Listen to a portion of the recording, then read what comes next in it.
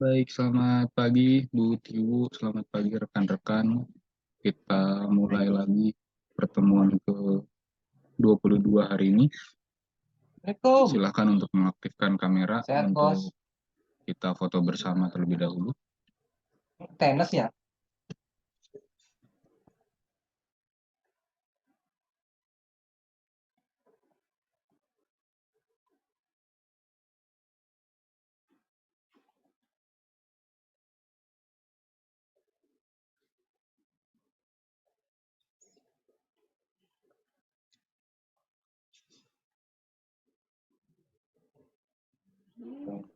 Ya, baik, kita mulai. Silakan screenshot masing-masing untuk mengisi absensi ya. Tenis lapangan kan? Baik, kita mulai. 1, 2, 3. Ya, silakan Bu Tiwu. Baik, terima kasih Mas Nando.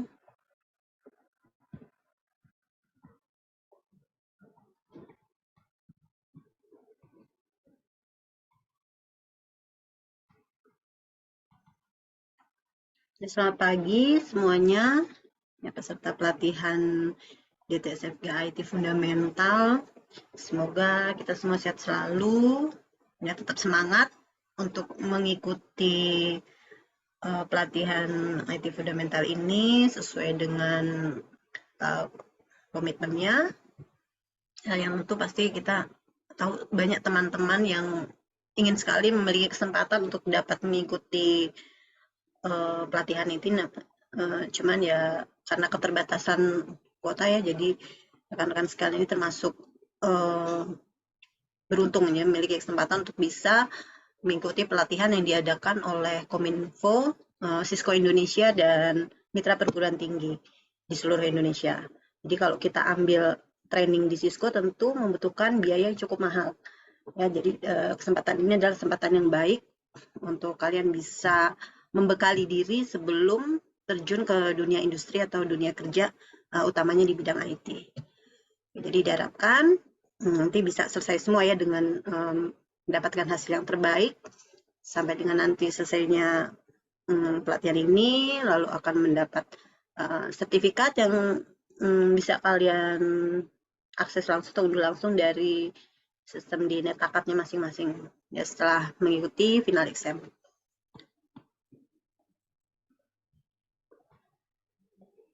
Oke, baik, pagi hari ini kita akan melanjutkan pembahasan yang masih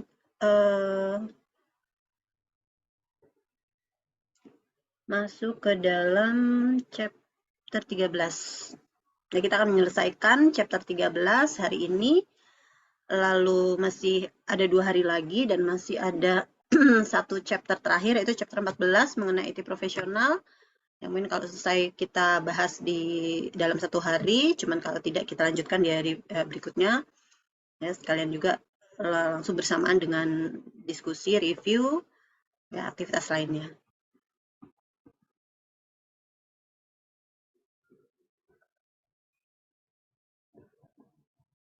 Oke, baik, saya akan share untuk melanjutkan materi hari ini.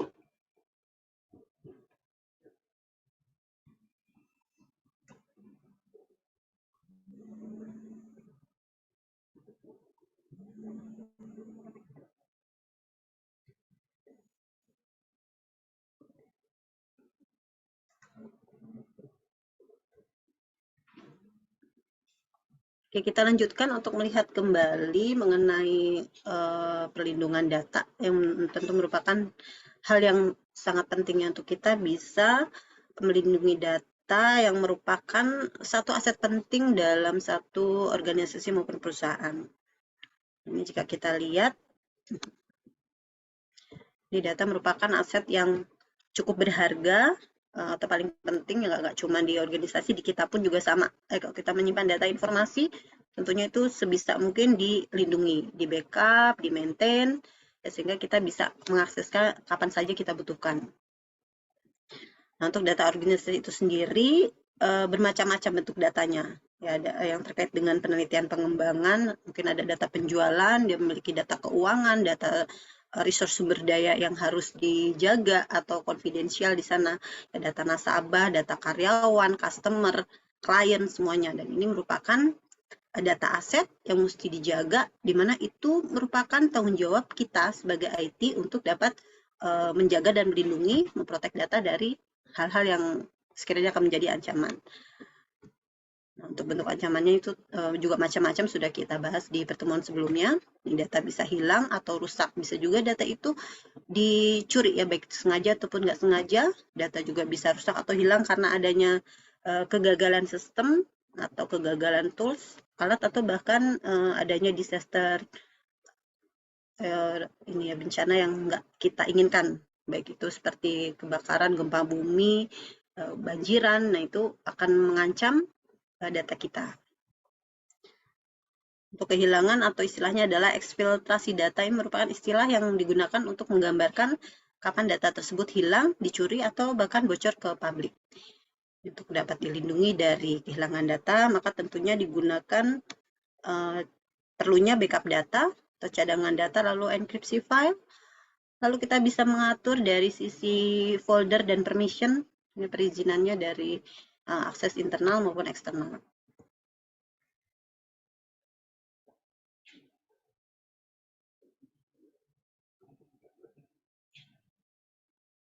Nah, ini sebelah kanan ini merupakan tampilan fitur gambar untuk kita melihat pentingnya data. Bisa menyebabkan loss of revenue, bisa aja kita kehilangan profit. Data customer hilang, otomatis kita nggak punya data, nggak ada dasarnya, maka mengurangi profit perusahaan. Bisa juga menyebabkan adanya kehilangan reputasi di organisasi tersebut. Loss of competitive advantage juga, yang manfaat untuk terhadap industri yang bersaing, di industri yang sama. Nah, ini reputation kaitannya tadi, lalu recover dari adanya pelanggaran,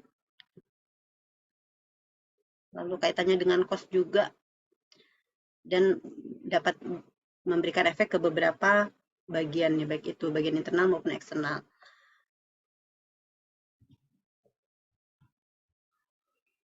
Untuk protecting data, kita lihat di sini perlunya cadangan data atau backup data. Ini data backup ini merupakan salah satu cara juga yang paling efektif kita untuk melindungi adanya kejadian kehilangan data. Data backup ini akan menyimpan salinan informasi di komputer ke removable backup media, di mana backup data ini juga harus dilakukan secara teratur, ya, seperti diidentifikasikan dalam kebijakan keamanan yang sudah kita bahas di pertemuan sebelumnya. Jadi kebijakan keamanan itu, prosedur keamanan atau security prosedur juga harus mengatur kapan data ini harus di backup. Ya, misalkan kita itu biasa tergantung kembali pada organisasi atau perusahaannya. Seberapa penting sih, seberapa lama data ini harus di backup. Dan untuk backup filenya akan ditaruh di mana. Nah, itu melindungi jika terjadi sesuatu. Apakah itu termasuk bencana maupun hal lainnya nggak diinginkan. Nah, untuk ini sekedar sharing saja, kalau di bagian banking industries, karena transaksi perbankan itu teramat sangat banyak ya, dalam sehari itu luar biasa. Nah, biasanya untuk backup data ini akan dilakukan per 3 jam. Kalau dulu ya zamannya saya masih menangani IT infrastruktur. Dan itu di backup dalam satu server room. Untuk media penyimpanannya adalah berbentuk tab. Kalau mungkin kalian pernah lihat tab kecil seperti kaset type. Kaset tab itu bentuknya kotak kecil, tapi dia kapasitasnya sekian tera. Itu lumayan banyak juga, dan itu sekali backup bisa membutuhkan beberapa kaset type. Ya, mungkin sekali backup 10-12 kaset type. Ya, satu kaset type itu bisa menampung berapa puluh atau berapa ratus terabyte. Nah, itu harus di backup, lalu setelah backup proses selesai, akan ada third party, dalam hal ini kita menggunakan SecuriCore. SecuriCore-nya akan membawa tab disk tersebut, tab kaset tersebut ke data center. Di mana data center ini memang requirement-nya adalah harus 60 km dari head office. Jadi dibawa ke data center untuk disimpan dan di backup di sana. Itu berjalan setiap hari, setiap per 3 jam biasanya. Nah, nanti saat end of month, di akhir bulan, semuanya akan di backup lagi. Jadi program itu proses backup-nya juga teramat sangat lama, biasanya dari pagi setelah branch tutup atau cabang tutup sampai dia akan selesai di subuh, biasanya esok hari baru selesai backup prosesnya untuk pembackupan selama transaksi sebulan. Ya, sama halnya setelah end of month akan dilakukan backup end of year juga, selain harian tadi ya, ada harian, monthly, sama yearly untuk backup datanya. Nah, pada host Windows, ini kita lihat memiliki cadangan pemulihan, termasuk juga di host macOS.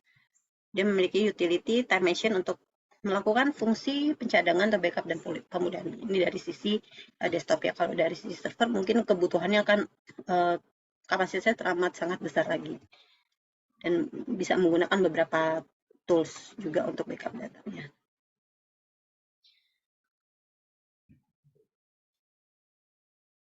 Untuk melindungi data, diantaranya bisa kita lakukan adalah juga dengan melakukan setup dari sisi permission, perizinan file dan folder.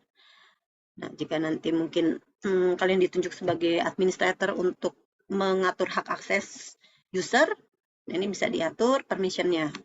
Yang merupakan aturan yang kita akan mengkonfigurasi dan membatasi akses folder untuk file, baik itu yang diakses secara individu digunakan oleh pegawai maupun grup.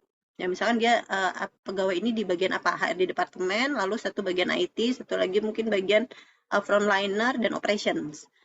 Nah, masing-masing individunya hanya bisa kita buka aksesnya ke departemen sharing saja. Jadi dia nggak bisa cross, mungkin nih HRD nggak bisa akses ke file sharingnya IT. Begitu juga mungkin IT nggak bisa akses file sharingnya tim frontliner. Ya, walaupun sebetulnya kalau IT ya bisa kemana-mana gitu ya, bisa ke semua departemen sebetulnya. Tapi kalau secara access permission yang benar itu sesuai dengan job desk-nya masing-masing. Jadi kita bisa set atau konfigur berdasarkan individunya, ya dia boleh akses kemana aja. Itu untuk mencegah meminimize penggunaan data. Dari situ ya, pengguna data yang mungkin seperlunya saja oleh user tersebut.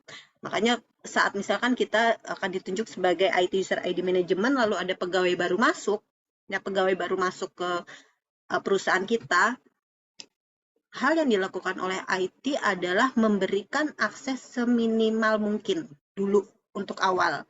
Biasanya itu, jadi standar akses dulu. Mungkin dia akan 3 bulan probation, habis itu permanent staff, baru bisa menyesuaikan dengan tim yang sudah lama bekerja di situ. Nah, biasanya nanti kan akan direview oleh direct manajernya, ya apakah si tim ini diperbolehkan untuk mengakses file folder yang lain yang mungkin agak confidential dulu, karena mungkin dia akan melihat kinerja atau performance pekerjaannya dulu. Jika memang oke, lanjut, baru bisa dibukakan aksesnya.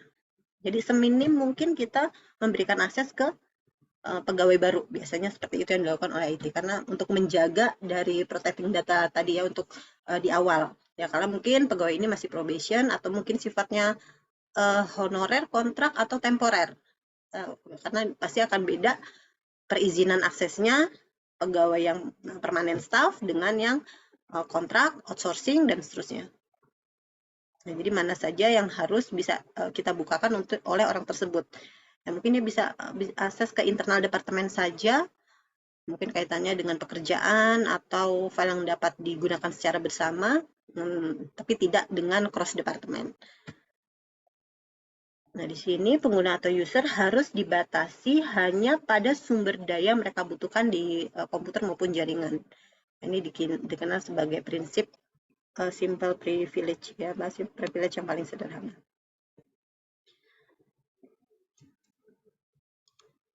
Nah, selain seorang individu ini bisa mengakses di departemen sharingnya dia, tapi kita harus melihat lagi permission apa yang akan kita berikan. Apakah dia akan kita berikan full control, modify aja, atau read and execution, atau cuma read aja atau write aja.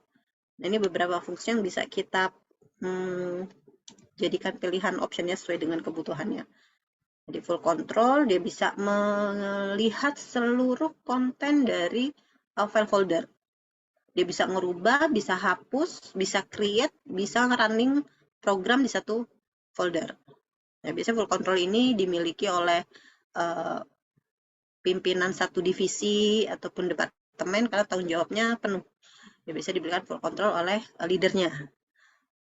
Lalu ada akses permission hanya modify, di mana dia merubah, bisa menghapus, merubah di file dan folder. Ya, karena ini termasuk riskan untuk menghapus satu file pekerjaan yang mungkin cukup penting, maka untuk akses ini hati-hati saat kita memberikan atau membuat ke satu user. Lalu read and execute, di mana dia hanya bisa membaca saja di existing file, atau ada write, dia bisa create new file dan folder, bisa membuat satu perubahan di file dan folder tersebut. Ini dapat kita menggunakan untuk mencegah terjadinya kehilangan data yang tidak diinginkan.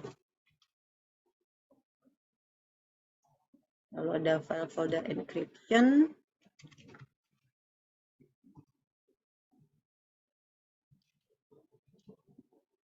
Berikutnya kita lihat untuk mengamankan data kaitannya dengan data destruction. Ini menghapus data di media magnetik. Jadi kalau melindungi data, termasuk juga kita menghapus data file dari perangkat penyimpanan atau storage yang sudah tidak diperlukan atau tidak digunakan lagi. Jadi meskipun ada beberapa IT equipment seperti desktop, laptop yang mungkin udah kita nggak pakai, atau ada hard disk yang sudah kita copotin terus dikumpulkan dan di sana masih ada data. Nah, untuk beberapa perusahaan organisasi tentunya data ini konfidensial dan kita nggak boleh sembarangan membuang begitu saja hard disk yang udah nggak terpakai tersebut karena di sana masih tersimpan data. Ini mesti kita lihat bagaimana untuk menghapus file dari perangkat penyimpanan yang sudah tidak digunakan lagi. Nah, menghapus file atau memformat ulang drive mungkin tidak cukup untuk memastikan privasi satu organisasi kita atau secara individu. Ini terdapat software tools yang bisa digunakan untuk memulihkan folder file dan bahkan seluruh partisi. Nah, kenapa data itu kan masih bisa diakses. Maka untuk alasan ini, media penyimpanan ini harus secara penuh dihapus dan dapat menggunakan beberapa metode. Nah, ini adalah beberapa metode untuk menghapus data, memastikan bahwa tidak ada pihak ketiga lainnya yang bisa mengambil data tersebut atau mengakses data tersebut meskipun data itu atau device tertentu udah nggak kita gunakan lagi. Ini bisa kita lakukan dengan data wiping software. Yang pertama, data wiping software ini dikenal sebagai penghapusan yang cukup aman. Ini merupakan satu tools perangkat lunak yang dirancang untuk bisa menimpa data beberapa kali sehingga datanya nggak bisa dibaca. Ini pada data beberapa kali sehingga bacanya nggak bisa dibaca, itu disebut data wiping software. Yang kedua kita bisa melakukan dengan degaussing. Degaussing, ya kalau degaussing ini dari tongkat magnet yang cukup kuat, di mana dia ditempelkan di satu piringan hard drive yang terbuka untuk mengganggu atau menghilangkan medan magnet pada hard disk. Jadi ada piring hard drive yang harus kebuka ke arah tongkat tersebut dan kita bisa menjalankannya selama lebih kurang 2 menit. Jadi untuk menghapuskan data, utamanya menghilangkan medan magnet pada hard disk, ya, sehingga datanya nggak bisa dibuka lagi atau diakses lagi. Lalu ada electromagnetic degaussing device. Nah, ini alat khusus yang berguna untuk menghapus beberapa drive. Jadi dari magnet yang dialiri satu aliran arus listrik untuk dia menciptakan medan magnet yang cukup kuat sehingga mengganggu atau menghilangkan medan magnet pada hard disk. Nah, untuk device ini memang cukup mahal, tapi dia dapat melakukan pekerjaan sangat cepat, bahkan dalam hitungan detik. Jadi kalau kita mungkin punya beberapa puluh atau beberapa ratus hard disk dari user yang udah nggak kepake dan datanya ini jangan sampai bisa diakses lagi, kita bisa menggunakan untuk proses lebih cepat, kita bisa menggunakan device electromagnetic degaussing. Karena dia dalam hitungan detik bisa menghapuskan drive. Nah, ini adalah beberapa sampel degaussing WAN dan electronic degaussing device. yang fungsinya untuk menghapus data secara total, sehingga tidak bisa dihapus lagi. Ini ada alat untuk menghancurkan hard disk. Ya, dia di sebelah kanan ini ada satu seperti tongkat bentuknya, dia akan menghancurkan hard disk seperti ini secara fisik. Lalu ini untuk menghapus magnetik hard disknya juga. Oke, berikutnya kita lihat untuk demonstration degaussing device menghapus data pada hard disk.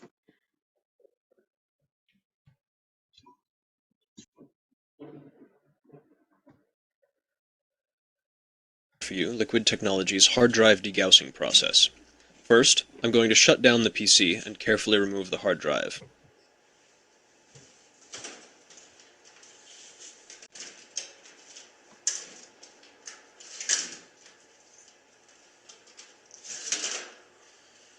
I'll then take the hard drive and place it on the degausser, carefully rotating it 3 times on both the top and bottom sides of the drive. By doing this, we are completely destroying the magnetic alignment inside the hard drive, rendering it useless. Essentially, a degausser is just a very strong magnet which realigns the magnetic field of the hard drive platter into a random pattern, making the previous data unrecoverable. Once this process is done, your data is safe and can never be accessed again, and the hard drive itself is no longer functional. To prove this, as you can see, I'm reconnecting the drive to the same PC. After a few moments, you'll see the error message pop up that no hard drive is found. For more information, please check out our website at www.liquidtechnology.net. Today, I'm going to Oke, berikutnya kita lihat metode lain untuk menghapus satu data di hard disk.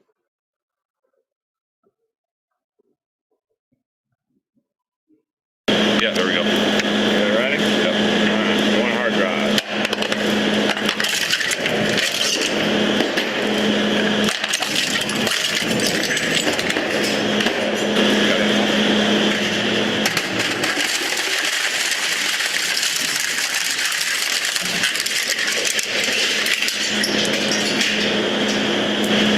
Shredding of hard drive, laptop computer,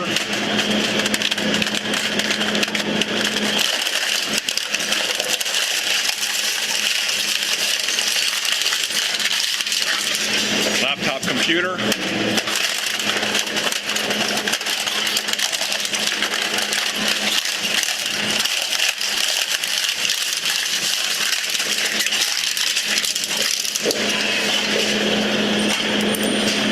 this is a tower, PC tower.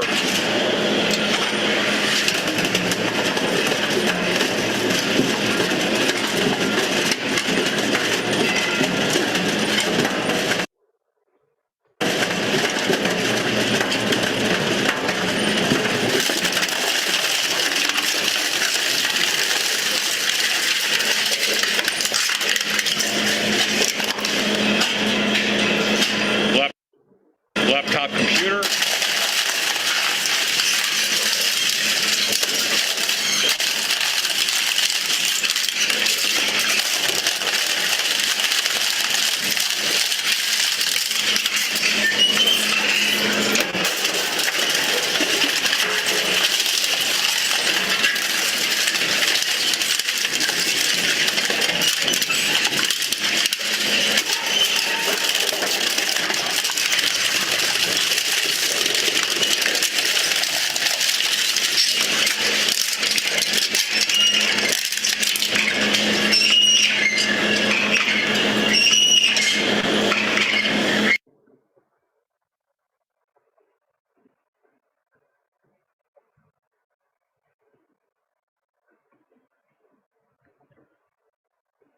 Oke, tadi itu sudah kita lihat beberapa demonstrationnya untuk menghancurkan data yang sudah nggak digunakan sehingga tidak bisa diakses oleh pihak yang tidak berwenang.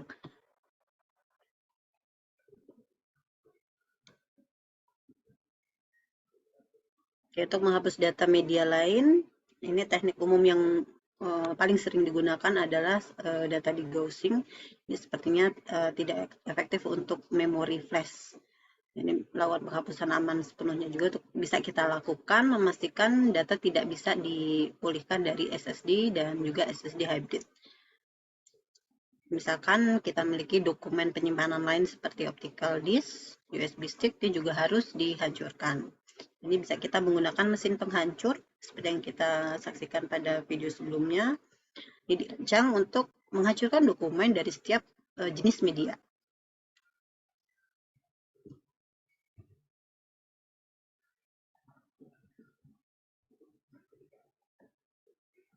Untuk pemusnahan data dari sisi hard drive recycling dan destruction, ini bisa kita lihat untuk media penyimpanan yang sudah tidak diperlukan lagi, maka ada dua hal yang bisa kita lakukan, yaitu apakah kita akan memusnahkannya atau kita akan lakukan daur ulang. Nah, untuk memusnahkan, menghancurkan hard drive sepenuhnya, ini memastikan bahwa data ini tidak bisa dipulihkan kembali dari hard disknya. Lalu untuk proses daur ulang, hard disk ini yang telah dihapus bisa digunakan kembali di komputer lainnya. Di mana drive ini bisa kita lakukan dengan proses format ulang dan sistem operasi kita install dengan menggunakan sistem operasi yang baru. Untuk formatting hard disk ini bisa kita lakukan dengan dua metode, yaitu low level format dan standar format. Dari sisi low level format, ini adalah permukaan di sini akan ditandai dengan satu penanda sektor yang akan mengidentifikasi track di mana data akan disimpan secara fisik pada disk. Ini paling sering dilakukan di pabrik setelah hard drive-nya dipasang. Untuk metode standar format, ini biasa disebut dengan performatan tingkat tinggi, di mana proses menciptakan adanya sektor boot dan sistem file. Dan format standar ini juga bisa dilakukan setelah low level formatnya selesai.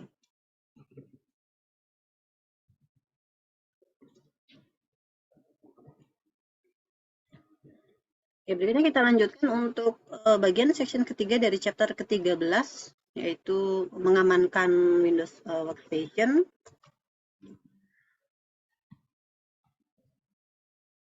Ini untuk mengamankan dari sisi workstation Windows.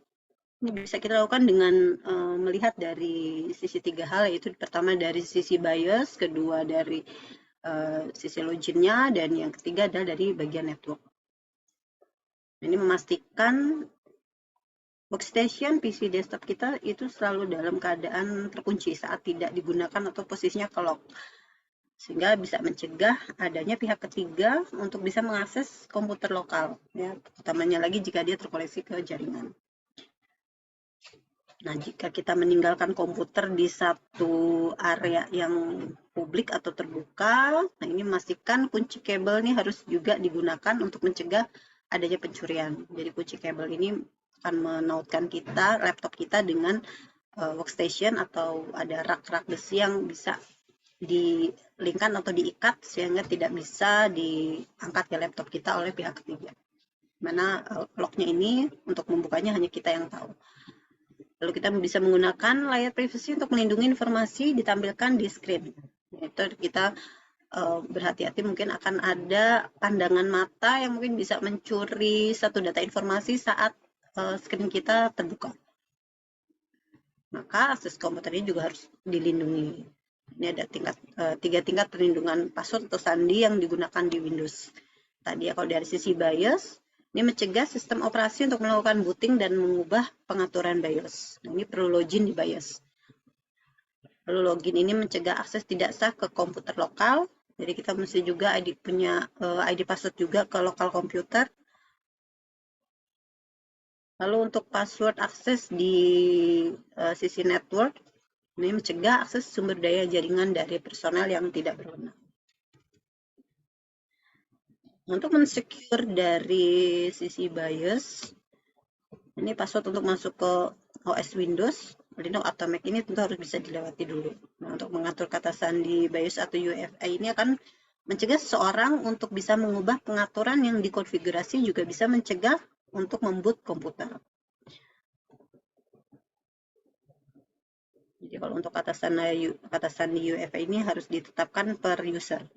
Biasanya di server autentikasi ini kadang juga diperlukan. Nah, ini tampilan untuk membuat password di BIOS settingnya. Jadi UEFI ini akan menghubungkan antar hardware, firmware, dan OS di sebuah PC.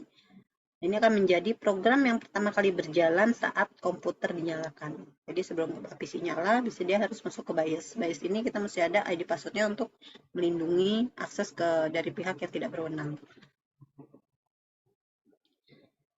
Nah, untuk mengamankan dari sisi Windows Login, nah ini paling umum digunakan adalah login ke local PC.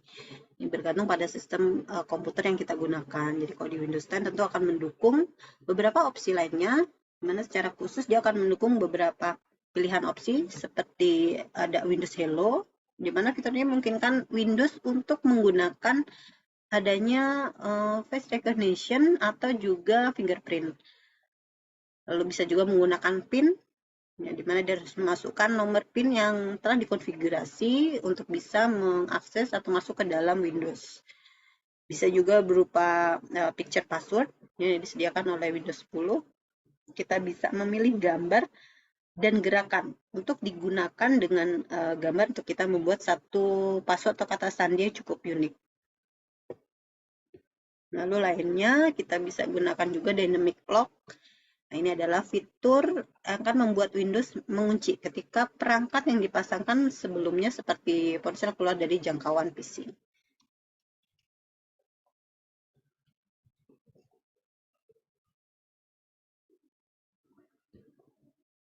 Berikutnya untuk mengamankan workstation Windows, kita bisa lihat di bagian local password management, di mana ini adalah merupakan manajemen kata sandi untuk komputer Windows, di mana dia berdiri sendiri dan bisa diatur secara lokal menggunakan user account tool.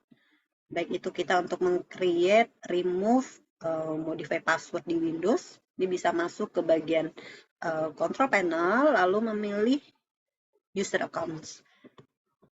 Nah, hal yang penting harus kita lakukan adalah memastikan bahwa komputer ini cukup aman ketika usernya ini sedang tidak di tempat. Nah, kebijakan keamanan harus berisi aturan tentang mengharuskan komputer untuk selalu terlock ketika screen savernya ini dimulai. Maka di semua versi Windows kita bisa menggunakan menu control panel, lalu pilih personalization, lalu kita masuk ke screen saver. Ini tampilan pilihan screensaver untuk waktu tunggu, bisa kita pilih opsi on resume atau display logon screen.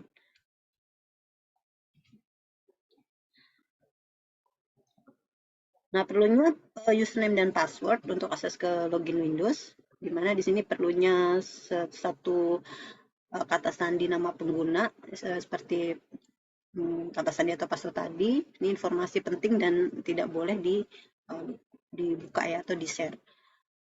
Mana pedoman kata sandi ini tentu akan merujuk kembali pada kebijakan prosedur yang sudah dibuat tadi yang kemarin sudah kita bahas. Di prosedur untuk Windows Login itu kita akan buat seperti apa. Prosedur password ke satu aplikasi akan kita buat seperti apa. Ini setiap pengguna harus masuk ke komputer untuk bisa terhubung dengan sumber daya jaringan. Ini harus memiliki password. Password dapat mencegah adanya pencurian data dan tindakan kejahatan, dan juga bisa membantu mengonfirmasi bahwa pencatatan peristiwa ini valid, atau memastikan bahwa pengguna ini adalah orang yang tepat.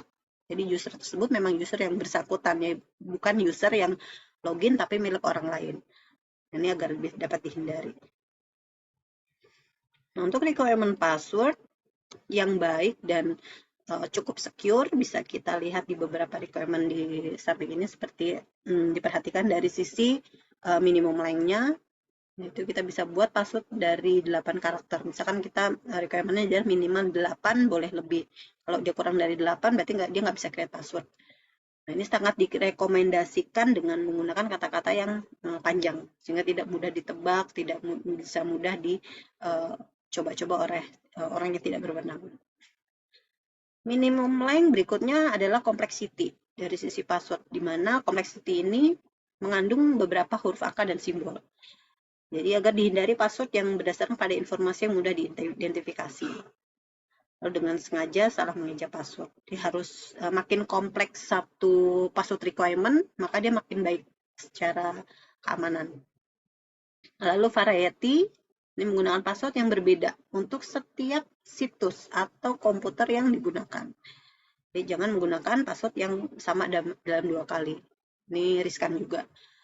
Lalu expiration, di mana secara pemakaian passwordnya ini harus dirubah secara teratur. Jadi semakin pendek jangka waktunya, maka semakin aman password ini digunakan. Nah, jadi biasanya kalau user-user yang rada manja atau bawel, pasti nanti mungkin kalau kalian nanti sudah bekerja di satu IT departemen akan menemui beberapa user yang ada manja dan bawel, dan dia password itu sebenarnya simple things tapi dia melihatnya menjadi ribet gitu. Misalkan kok ini setiap ini minta password dirubah sih, atau kok password yang udah saya masukin nggak bisa-bisa. Dia akan bertanya terus ke IT, padahal dia nggak menyimak sebetulnya requirement-nya seperti apa sih password yang diinginkan oleh mungkin di Windows login-nya, di jaringan, ataupun di satu aplikasi. Ini perlunya mengedukasi user juga. Misalkan, oke, passwordnya harus diawali huruf besar ya, lalu minimal 8. Terus harus ada spesial simbol, misalkan harus mengandung angka, huruf, dan seterusnya. Nah, itu tadi kaitannya terkait dengan username dan password. Oke, berikutnya kita lihat dari sisi Windows Local Security Policy. Nah, maka sebagian besar jaringan ya, jika dia terkoneksi dengan jaringan menggunakan komputer Windows, maka andalannya adalah menggunakan Active Directory untuk bisa mengkonfigurasikan dengan domain di server Windows. Di komputer Windows ini merupakan dia anggota domainnya. Maka diperlukan satu orang administrator untuk bisa mengkonfigurasikan kebijakan keamanan domain tadi. Jadi yang kita sudah buat kebijakan prosedur untuk Active Directory seperti apa, misalkan ya user siapa aja boleh apa aja aksesnya. Nah, itu kan diatur dalam prosedur yang sudah didokumentasikan. Nah, kita sebagai administrator harus bisa mengimplementasikan apa yang udah disepakati di kebijakan prosedur tersebut. Nah, kita atur di Active Directory. Oh ya, kita tinggal plug, masang, ini usernya bagian apa ya, HRD. Oke, HRD kita akan melihat aksesnya HRD yang boleh apa aja. Oke, ada pegawai baru, mungkin di bagian frontliner atau di cabang, kita bisa sesuaikan user cabang bolehnya ngapain aja, kita sesuaikan semuanya. Itu tanggung jawab administrator di Active Directory. Untuk kebijakan akun yang secara otomatis biasanya akan ditetapkan ketika pengguna masuk ke Windows Login. Jadi setelah kita apply satu user akses, maka begitu dia login, maka otomatis semua permission perizinannya akan diterapkan di komputer di mana dia login. Ya, meskipun dia pindah desktop laptop, dia akan mengikuti di mana dia login ya, untuk user aksesnya.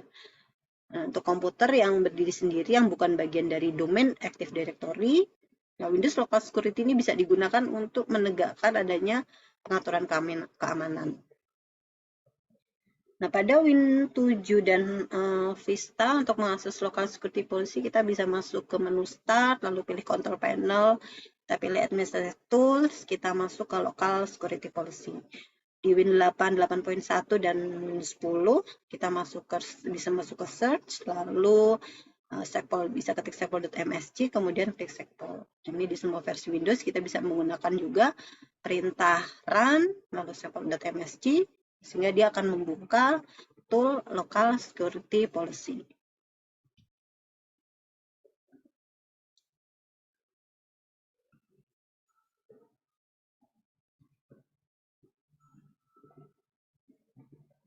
Ya, berikutnya kita lihat untuk akun Policy Security Setting, di mana kebijakan keamanannya akan mengidentifikasikan kebijakan password tersendiri yang diperlukan. Nah, di keamanan lokal Windows, kita bisa gunakan atau menerapkan kebijakan kata sandi tadi ya, dengan masuk ke bagian account policies, lalu password policy, ini untuk menegakkan persyaratan kata sandinya. Lalu untuk masuk ke account policy dan account logout policy ini untuk mencegah serangan adanya brute force. Ini ada gambaran atau capture dari local policy security settings yang digunakan untuk mengkonfigurasikan kebijakan audit, kebijakan hak pengguna atau user aksesnya, dan kebijakan keamanan. Ini bisa kita gunakan untuk mencatat upaya login yang berhasil dan tidak berhasil, dan munculnya ada di sini. Jadi ada audit trailnya. Ini bisa menggunakan local policies, lalu audit policy, untuk kita bisa mengaktifkan auditnya.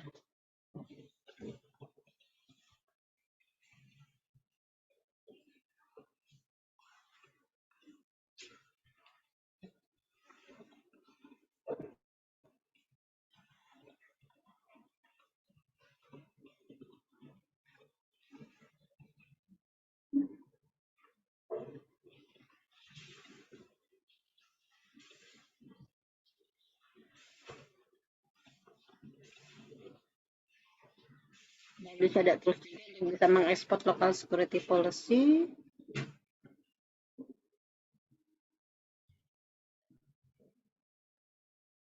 Nah, untuk memaintain satu accounts, ini juga hal yang perlu diperhatikan oleh kita nanti sebagai IT administrator, yaitu kapan harus mengakhiri akses karyawan, atau mungkin ada satu akses yang hanya diperuntukkan satu guest atau akses tamu, bagaimana melacak waktu login, upaya login gagal masuk, dan adanya idle time out dan lock screen. Jadi untuk memaintain satu account, utamanya mengakhiri akses karyawan. Jadi ketika seorang karyawan meninggalkan organisasi atau dia mau resign, kita harus segera menonaktifkan akun tersebut atau mengubah credential login. Ya, tidak perlu mendelete, karena kalau delete itu pasti akan delete permanen semua aksesnya di sistem. Karena kita nggak tahu, kadang ada timnya dia di departemen dia mungkin masih perlu akses ke loginnya dia untuk mengambil data yang sekiranya penting perlu. Jadi kita bisa lakukan pertama kali adalah mendisable password dulu. Paling tidak passwordnya sudah disable, dia nggak akan bisa login. Nah, banyak hal yang terjadi juga untuk yang kaitannya dengan frontliner, biasanya ya di sini dipegang oleh relationship manager, biasanya oleh ataupun bagian sales eksekutif. Nah, ini biasanya kalau tim-tim marketing udah mulai mau resign, nanti biasanya HRD sesegera mungkin menginfokan ke IT. Ya, ini kayaknya suspek dia akan resign mungkin di bulan depan atau beberapa hari lagi. Nah, ini biasanya bahkan sebelum dia resign pun IT sudah harus bersiap-siap mendisable login aksesnya. Karena dikhawatirkan dia akan prepare untuk memperoleh beberapa data informasi perusahaan. Ya, baik itu dia bisa saja menarik data customer client yang mungkin akan dia bawa ke rival perusahaannya dan dia akan prospek di sana. Nah, ini kan tentu akan merugikan perusahaan.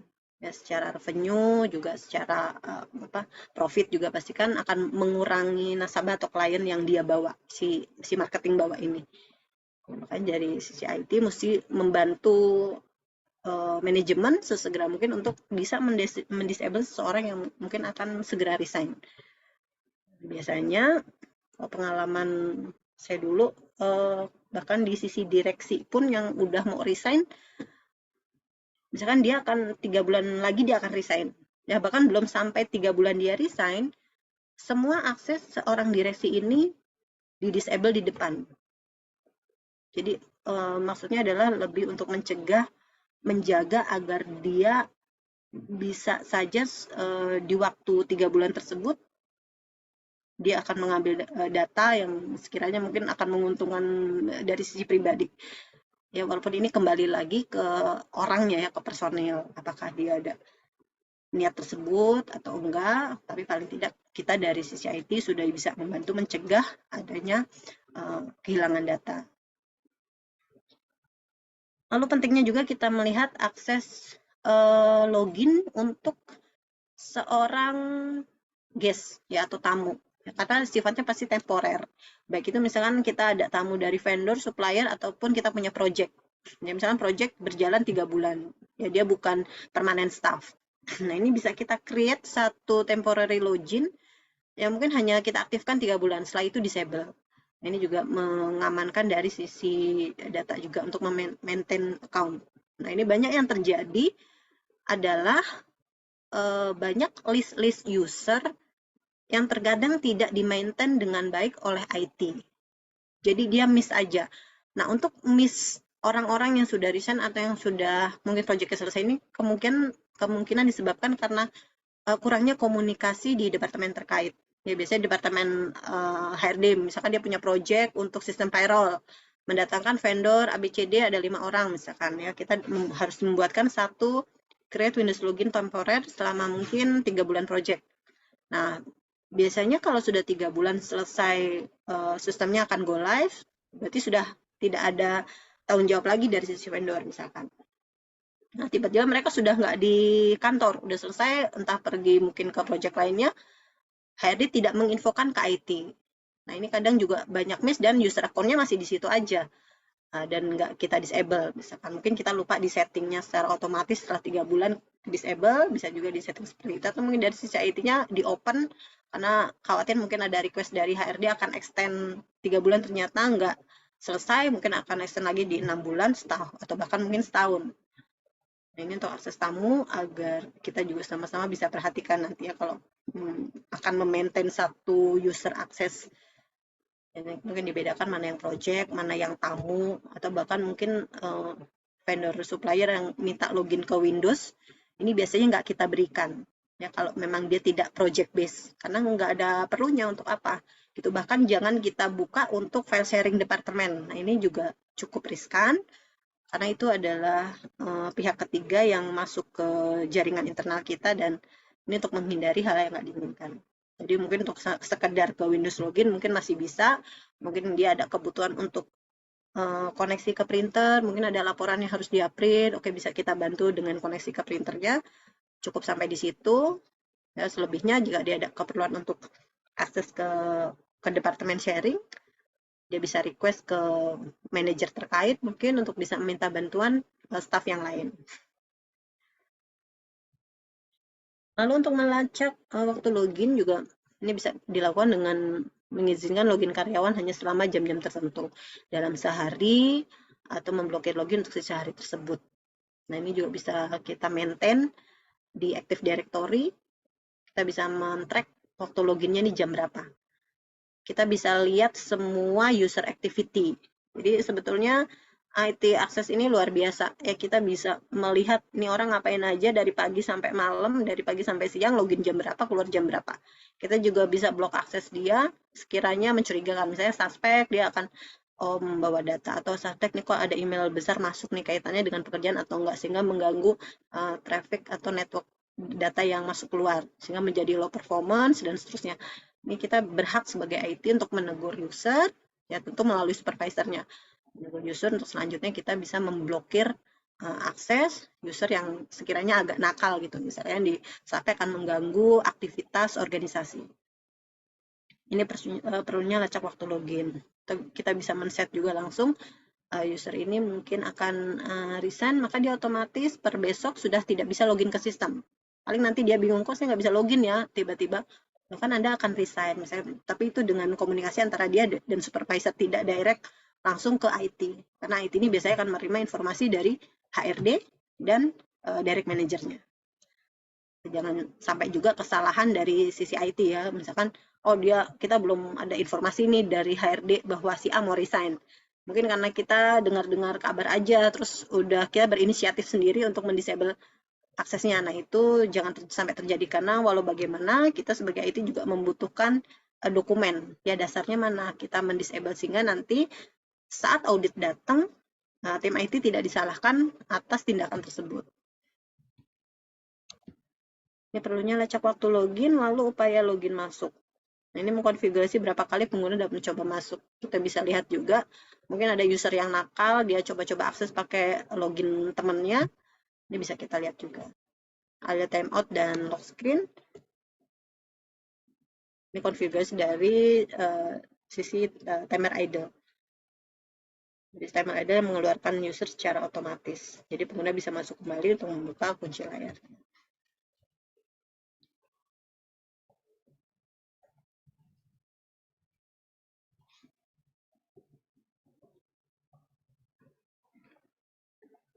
Oke, berikutnya memanage user account tools. Ada account task. Ini ada yang disebut dengan user account control atau UAC, local user group manager. Kalau dari user account control kita masuk ke bagian control panel, ini memanage user account tools ya, dan user account tasks. Masuk ke control panel, lalu kita pilih user account, kita pilih manage another account. Di sini kita bisa menambah, menghapus, atau mengubah atribut dari satu individu. Jadi saat masuk sebagai administrator, kita bisa gunakan UAC, lalu kita mengkonfigurkan pengaturan untuk mencegah code berbahaya. Ini mendapatkan hak administratif. Lalu di bagian local user group manager, kita bisa masuk ke control panel, lalu administrator tools, komputer management, lalu kita pilih local user dan group. Ini bisa digunakan untuk membuat dan mengelola pengguna di grup. Nah, disimpan dalam local komputer. Ini sama halnya dengan manage user tadi. Untuk manage group, di sini pengguna bisa ditugaskan ke grup manajemen untuk lebih mudah. Dan local user group manager tool akan digunakan untuk mengelola local group di komputer Windows. Kita bisa masuk ke dalam control panel, lalu administrative tools, computer management, local user group. Untuk melihat properti, bisa kita klik 2 kali di grup tersebut, lalu kita bisa melihat action, new group untuk membuka grup window yang baru. Ini bisa membuat grup baru untuk menetapkan penggunanya.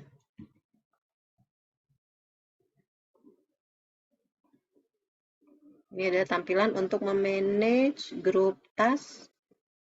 Kita bisa add, menambahkan, menghapus, meng-create satu user account, bisa meng-create local group juga, dan mengidentifikasi member di grup tersebut.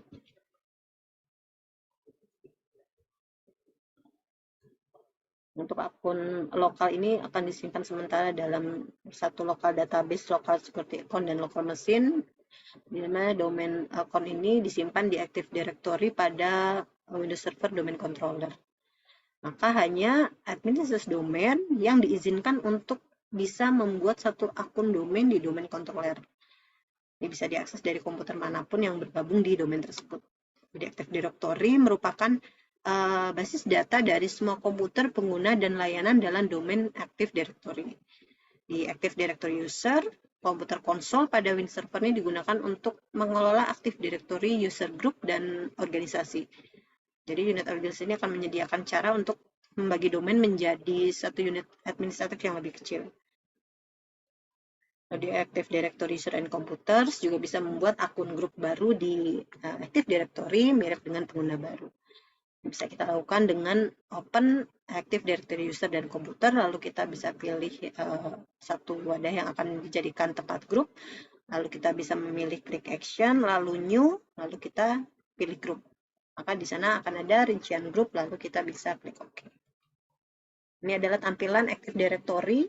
Ya, di sini kita bisa memanage semua user maupun grup departemen.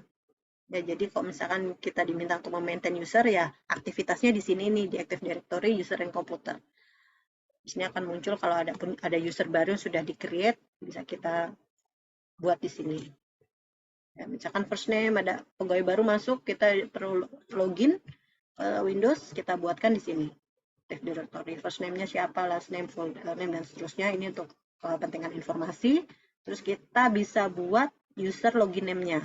Tentu dengan standar kebijakannya, misalkan untuk login username-nya untuk dibuatnya berdasarkan apa? Apakah mau kita ambil di first name-nya atau kita mau ambil di kombinasi first name dan last name-nya? Ya, termasuk juga kita create password-nya. Biasanya kalau password standar dari IT itu bisa disepakati. Misalkan oke, kita samakan untuk pegawai baru password-nya misalkan Jakarta 2023 dengan huruf J besar misalkan. Lalu berikutnya dia akan di-force untuk merubah, ya, dipaksa untuk merubah password sesuai dengan requirement password Windows. Setelah itu, setelah user ke-create, di Active Directory ini kita bisa mengatur permission tadi, file permission-nya. Ya, kita masukin ke satu grup, misalkan grupnya tadi ada HRD, ada IT, ada operation, misalkan oh ya dia masuk ke grup operation atau dia ke grup cabang, nah, maka dia akan mengikuti semua policy yang ada di cabang tersebut secara sistem. Jadi otomatis begitu login, maka aksesnya langsung berfungsi. Ya kalau misalkan dia HRD staff, dia akan berfungsi sebagai akses file folder yang dimiliki oleh HRD. Kalau dia staff bagian operation, maka dia begitu login akan apply sebagai hak aksesnya dia sebagai operation. Di sini kita bisa manage, kita juga bisa mendisable user juga dari sini. Kalau kiranya user suspek mencurigakan atau kita dapat info dari HR dia akan resign, cuman mungkin ada recordnya nggak bagus, kita mulai siap-siap dari sini. Nah, setelah di disable, biasanya nanti dia sudah resign, maka akan datang timnya dia, mungkin akan mengambil data selama dia masih bekerja di situ. Nah, ini bisa kita izinkan. Lalu setelah semuanya oke, ada verifikasi dari usernya sudah nggak menggunakan atas nama user tersebut, baru kita bisa delete permanen user tersebut di Active Directory sini. Jadi setelah begitu permanen, maka tidak bisa lagi user tersebut untuk diakses, ya diambil datanya. Ini tadi untuk memanage Active Directory. Jadi termasuk request untuk reset password Windows Login. Ya, misalkan ada pegawai dia habis cuti panjang, mungkin cuti 7 hari atau 2 minggu untuk kemana gitu. Dia masuk ke kantor, dia lupa password. Dia request ke IT untuk password baru.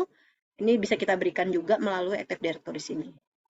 Ya, tentu dengan ada approval atau request dokumen biasanya.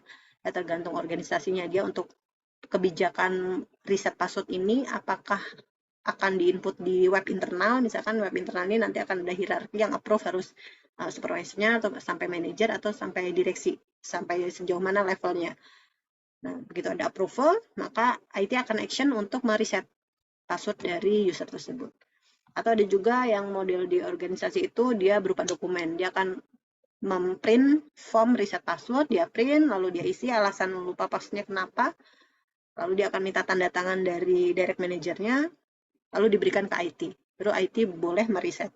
Dan selama itu belum ada, baiknya tidak kita action ya, karena nanti khawatirnya akan ada IT audit masuk. IT audit masuk, ada lognya, dasarnya mana nih di reset. Semuanya harus well proper ya untuk kita bisa memanage user ID.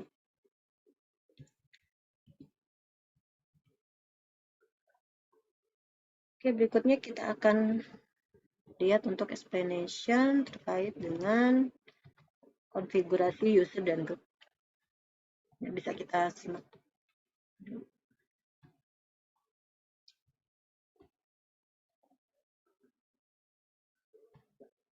Hi friends, welcome to the Windows 10 tutorial series. In this tutorial, I will show you guys how to add users to the administrators group. So let's get started. Now the first thing, after that, expand this local users and groups, and then click on groups. So these are the different groups currently available on Windows 10. We will be mainly working with this administrators and users group in this tutorial. So users, it says that users are prevented from making accidental or intentional system-wide changes. So if you're a member of users group, you cannot do changes that affect your system, things like installing applications or changing your IP address or formatting disks, etc.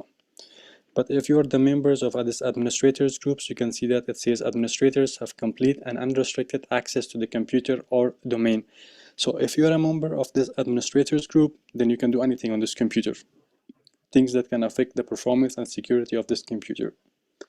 Now when you create a new user, in here you can see that we have these users on our computer. These 4 are disabled, however, we cannot use them because of this down arrows you can see beside this their names, this icons little. So this means that the accounts are disabled and you cannot use them. However, you can use admin, user 1 and user 2. So I'm currently logged on as admin. Now with this user 1 and user 2, let's open any one of them. If we right click on it and click on properties, and in here if we click on this member of tab, you can see that it says currently it is member of users group. So when you create a new user, by default they are in the users group. Now if you want to add them, let's say to the administrators group, you click on this add in here, and in this box you type in administrators, and you click on this check names to check that the name is correct or not. It is, and then you click on OK. Now you can see that this user becomes a member of both the users and administrators group. So click on OK. So by the way, you can also remove it from here. So select any one of them and click on remove. Now if we go to the users, to the group, and in here this is the administrators group. So if you right click on it and click on properties, now in here it says for the members that user 1 is a member of it. Previously it wasn't. Now let's say we want to add user 02 as well. So one way of doing it is like we did for user 1. Right click on it, click on properties, go to the member of, click on add, go to the properties, click on member of, and then click on add, and then type in administrators. That is one way of doing it. Another way of doing it is by going to the groups and then right click on the administrators group or any other group in here that you want. It doesn't matter. So right click on it and then click on properties. From here add, click on this add icon or add button. Once you do that, in here type in the name of the user that you want to add to the administrators group. In here I have typed user02, click on check names to make sure that the name is correct, which it is. Now click on OK. Now you can see that user2 is also added. So if we click on OK, and let's go back to the users. Now you can see if you go to user02, right click on it, click on properties and click on member of. Now you can see previously it was only member of the users group. Now it is a member of the administrators group. So this is two ways in which you can add a user to the administrators group. This is it for this tutorial, guys. If you have any questions, suggestions, or recommendations, feel free to put them in the comment section below. And if you found this tutorial useful, make sure to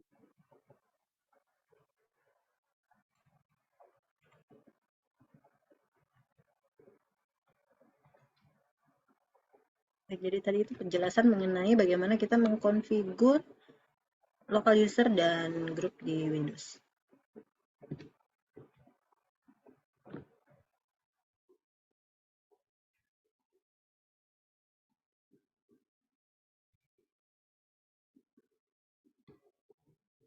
Oke, baik. Berikutnya kita akan review kembali untuk pemahaman dari pembahasan kita tadi terkait dengan data protection, lalu mengkonfigur user lokal dan groups, dan penggunaan Active Directory juga.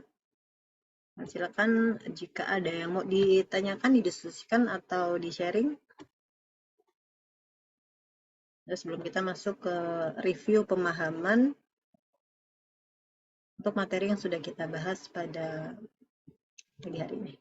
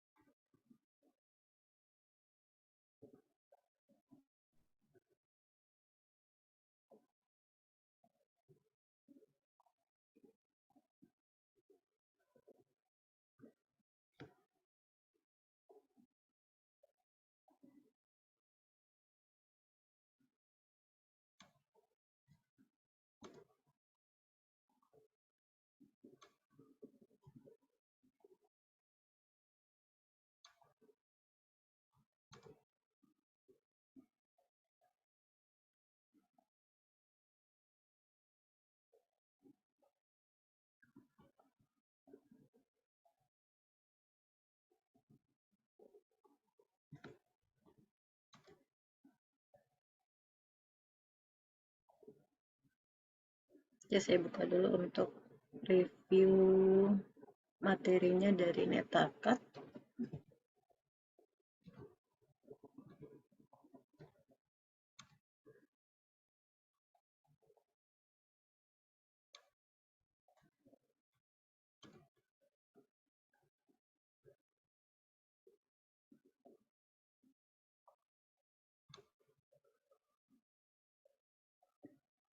Oke, untuk chapter ke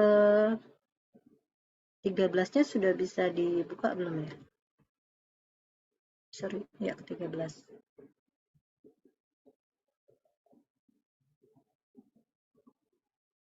Belum, Bu. Chapter 13. Belum ya? Oke.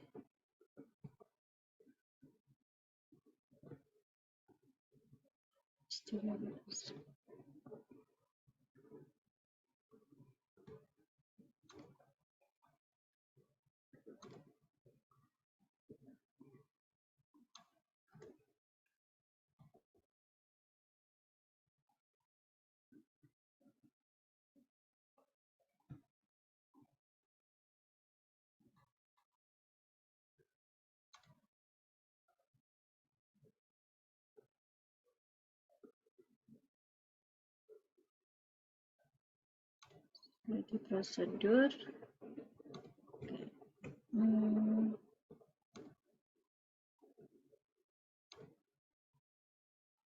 Mengamankan Windows Workstation. Oke.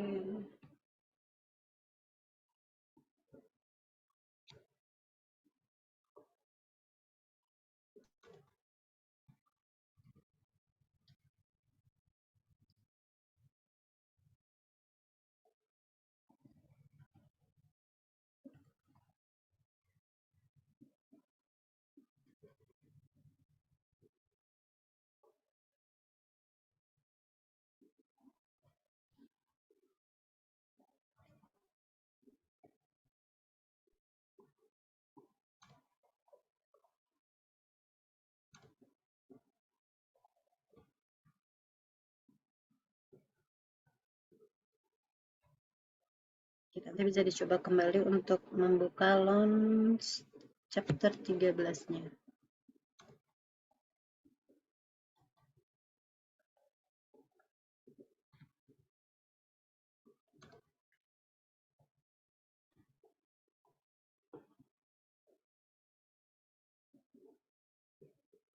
Oke, untuk pembahasan yang tadi sudah kita lihat di bagian Secure Workstation, nanti silakan direview kembali untuk melihat apakah pernyataan dalam mengamankan Windows ini kondisinya benar atau salah. Dan jika masih ingat tadi pembahasan tadi pagi, nah ini satu kondisi statementnya, lalu kita pilih apakah kondisi ini true atau false. Ini terkait dengan setting BIOS atau UEFI. Oke, untuk yang pertama, true atau false? True, Bu. Nah, ini penting sekali untuk kita menjaga BIOS settingnya untuk mencegah adanya pihak yang tidak diinginkan untuk bisa membukanya atau masuk. Ini true. Nah, berikutnya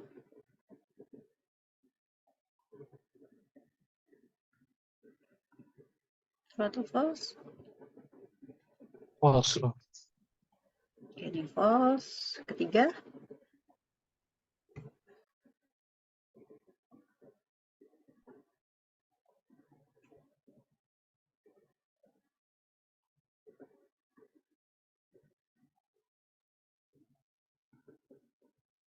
True, Bu.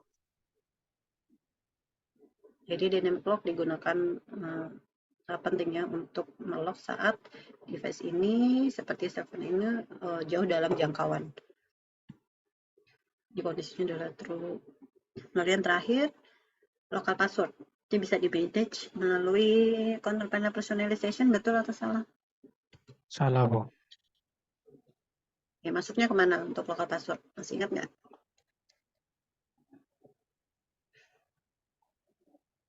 Default saya bukan di personalization, cuman di control panel, lalu kita bisa masuk ke user account.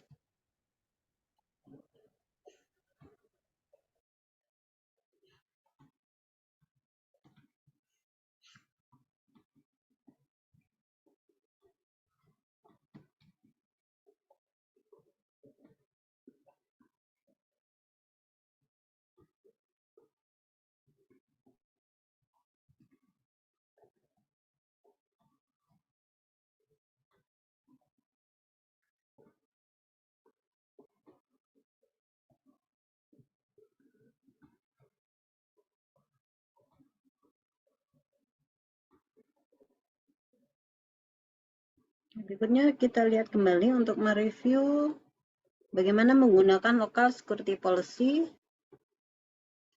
Ini sesuai dengan pembahasan tadi. Kita lihat kembali untuk penggunaan local security policy-nya. Nah, ini statement ini apakah true atau false? Nah, untuk yang pertama,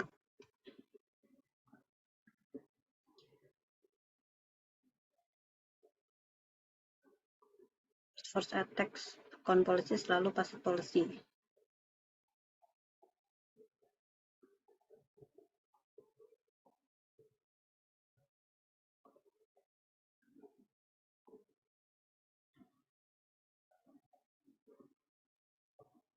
False.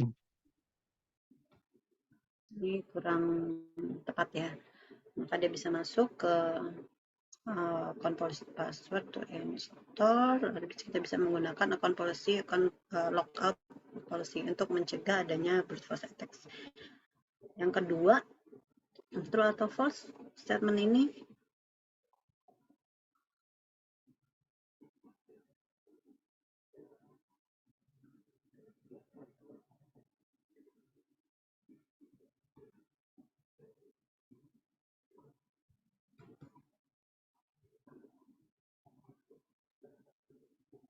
True. True ya, untuk membantu simplifikasikan proses, bisa mereplikat user access right security dengan menggunakan multiple machine. Kita bisa menggunakan local security policy, lalu kita bisa diekspor dan dikopikan ke Windows yang lain. Benar. Ini keterangan lebih detailsnya di sebelah kanan. Lalu yang terakhir, apakah dia true atau false? Untuk merecord login event. True. Ini penting sekali ya untuk kita bisa melihat activity dari satu event. Bahkan user activities juga sangat penting untuk kita bisa tahu, karena takutnya ada case-case yang nggak diinginkan, bisa kita lihat dari sini. Oke, jadi itu tadi review dan pemahaman mengenai local security policy.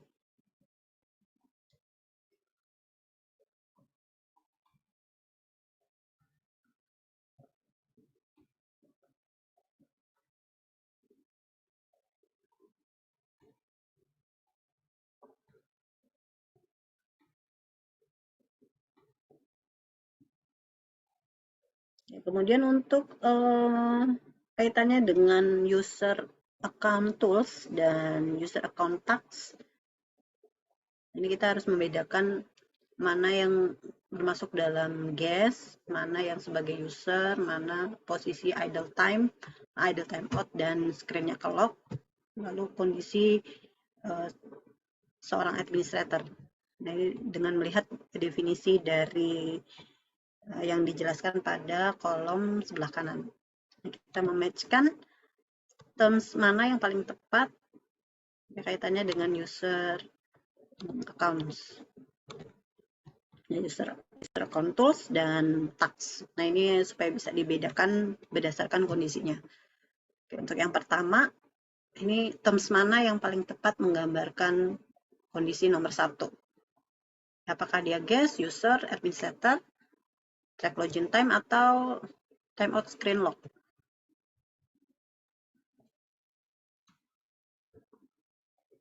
Dia memiliki full control pada satu PC. Dia bisa assign user access, dia bisa mengakses control permission juga. Nah, ini sepertinya aksesnya powerful ya, dimiliki oleh term yang mana? Administrator tuh. Administrator. Nah, jadi tentunya karena login administrator ini cukup powerful, dia punya full control access, kita sebaiknya berhati-hati saat menggunakan user ini, administrator. Karena kalau udah salah tentu impact-nya jadi nggak bisa ini, nggak bisa itu ya. Jadi mesti benar-benar sesuai dengan kebutuhan menggunakan login access administrator. Oke, berikutnya yang kedua, temporary profile, create logon. Yes, Bu. Nah, ini bisa kita berikan untuk user yang sifatnya temporer, termasuk guest. Jadi kalau udah selesai nggak menggunakan sistem, ya sudah, kita kasih waktu dia temporary access. Ya mungkin 1 hari, 1 minggu, 3 hari, habis itu dia selesai, maka kita disable. Tapi kita bisa delete. Oke, berikutnya yang ketiga, dia akan automatically lock ke user dan dia juga akan melock screen setelah beberapa period of time, mungkin kita tinggalkan atau sudah nggak digunakan, dia otomatis lock. Ini adalah term untuk Idle time auto. Nah, ini udah pasti terms-nya pada posisi idle. Kalau udah nggak dipakai, baiknya dia automatic lock untuk mengamankan data informasi tadi. Oke, berikutnya yang keempat, user atau track login times.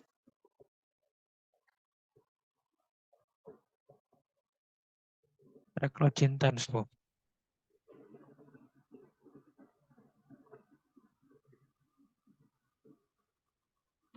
Oke, ini adalah track login times. Nah, ini misalkan di specific hour, user hanya bisa akses di jam-jam ini. Oke, berikutnya yang terakhir adalah users. Ini member dari satu grup.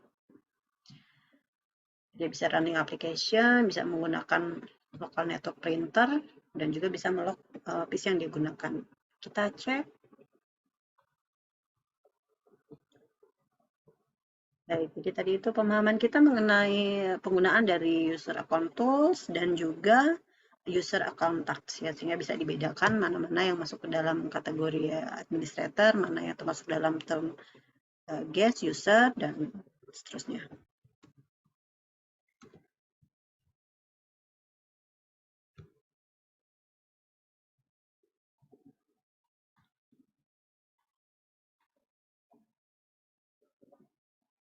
Berikutnya kita akan melihat dari sisi controls.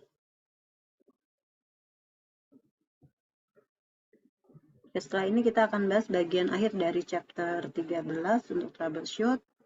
Dan cuman sebelum itu nih ada sedikit lagi pembahasan di section 3.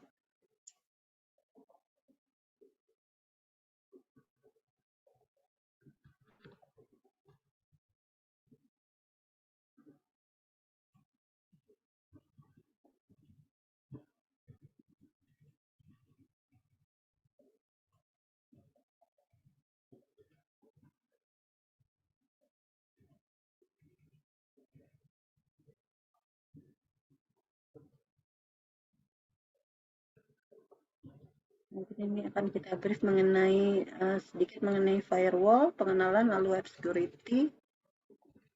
Setelah itu kita akan masuk ke configure wireless security.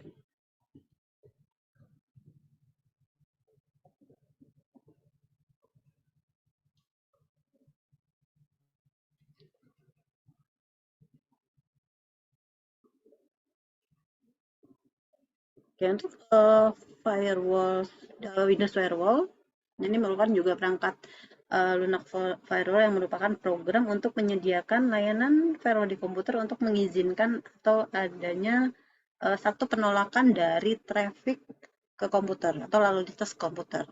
Di mana firewall perangkat lunak itu akan menerapkan satu seperangkat rules atau aturan untuk transmisi data, ya, melalui inspeksi dan juga penyaringan dari paket data yang masuk dan paket data yang keluar.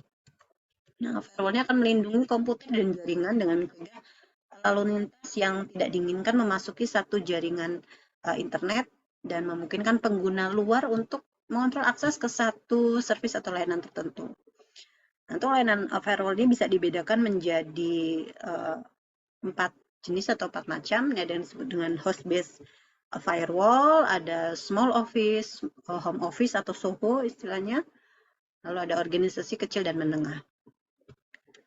Maaf Bu, untuk presentasinya belum muncul. Ya, maaf sebentar.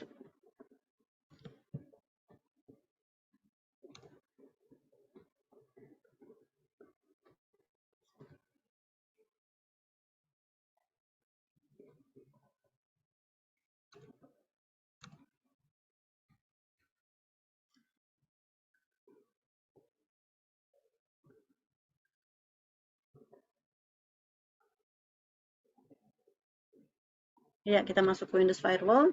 Ini kita lihat kembali. Fungsi dari firewall ini adalah untuk melindungi komputer dari jaringan untuk mencegah adanya traffic atau lalu lintas data yang sekiranya tidak diinginkan untuk memasuki ke satu jaringan internal. Di mana firewall ini juga memungkinkan pengguna luar untuk mengontrol akses ke satu layanan tertentu. Ada layanan Windows Firewall, ini ada beberapa kategori yang bisa dibedakan penggunaannya. Itu yang pertama adalah host-based firewall, ini menggunakan satu perangkat lunak atau software seperti Windows Defender Firewall, ini disebut dengan host-based firewall. Kita juga bisa menggunakan dalam bentuk layanan small office, home office, atau istilahnya dikenal dengan SOHO. Ini adalah solusi berbasis jaringan yang menggunakan router nirkabel di rumah, ya, atau small office atau kantor-kantor kecil. Lalu ada organisasi kecil dan menengah, ini ada solusi berbasis jaringan data yang menggunakan perangkat khusus seperti Cisco Adaptive Security Appliance atau diaktifkan pada Cisco Integrated Service Router. Nah, untuk bagian ini kita akan melihat firewall sebagai host untuk menggunakan Windows Firewall-nya. Ini adalah gambaran untuk memprotek satu situs yang nggak dikehendaki untuk masuk ke dalam jaringan internal. Di sini firewall-nya akan mengizinkan traffic apa saja dari user untuk bisa masuk ke dalam jaringan tertentu. Gambarnya di sini adalah PC atau desktop yang kita gunakan, lalu ada firewall di sini untuk dia bisa berkomunikasi dengan eksternal, yaitu dalam hal ini internet. Nah, itu ada beberapa rules yang bisa di-apply di firewall tersebut dan dia akan mendeny atau menolak beberapa hotset traffic yang akan akses ke jaringan internal. Nah, kalau dia nggak bisa diakses di jaringan internal, maka akan di reject ya, atau ditolak di firewall-nya. Nah, dia tidak allow permission-nya bisa diatur di firewall ini. Ini adalah software firewall yang menyediakan layanan firewall di komputer untuk mengizinkan atau bisa menolak lalu lintas komputer. Di mana firewall software ini akan menerapkan adanya satu aturan atau policy untuk transmisi data. Ini melalui inspeksi dan juga penyaringan paket data yang lewat. Windows Firewall merupakan contoh dari firewall software yang bisa membantu atau mencegah adanya penjahat cyber ataupun malware yang sekiranya akan mengakses ke komputer kita. Ini bisa diinstal secara default saat OS Windows-nya diinstal. Kalau pada Windows 10, Windows Firewall ini ganti namanya menjadi Defender Firewall, di mana Windows Firewall-nya menyertakan Windows Defender Firewall. Untuk pengaturan Windows Firewall ini dapat dikonfigurasi dengan menggunakan jendela Windows Firewall. Lalu untuk mengubah pengaturan atau setting di Windows Firewall, kita harus memiliki hak administrator. Jadi kalau user standar tidak akan bisa masuk ke pengaturan firewall ini. Jadi menggunakan user access administrator. Pada Windows Firewall, kita bisa masuk ke menu control panel, lalu kita bisa memilih Windows Firewall.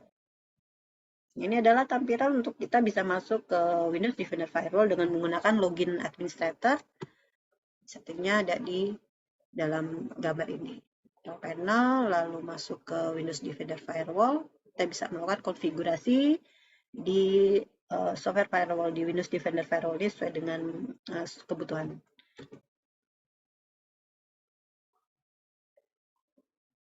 Nah, di Windows Firewall ini memiliki seperangkat aturan atau rules inbound dan outbound standar.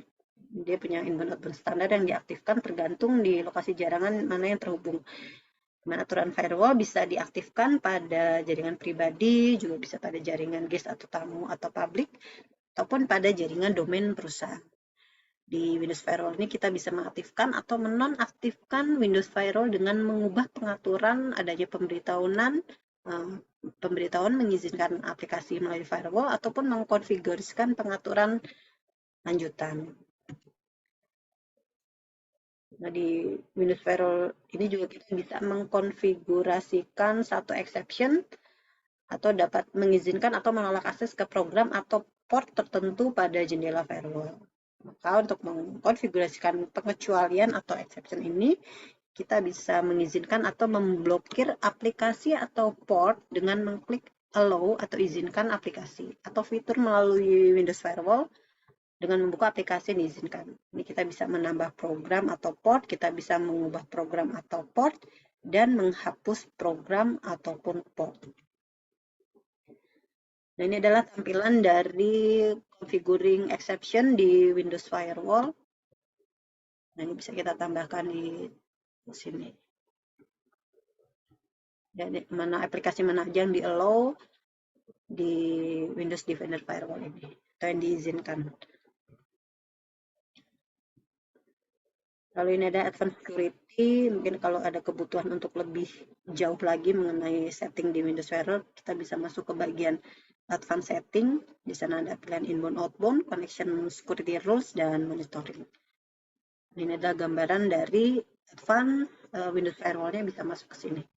Bagian Windows Defender dengan Advanced Security Window.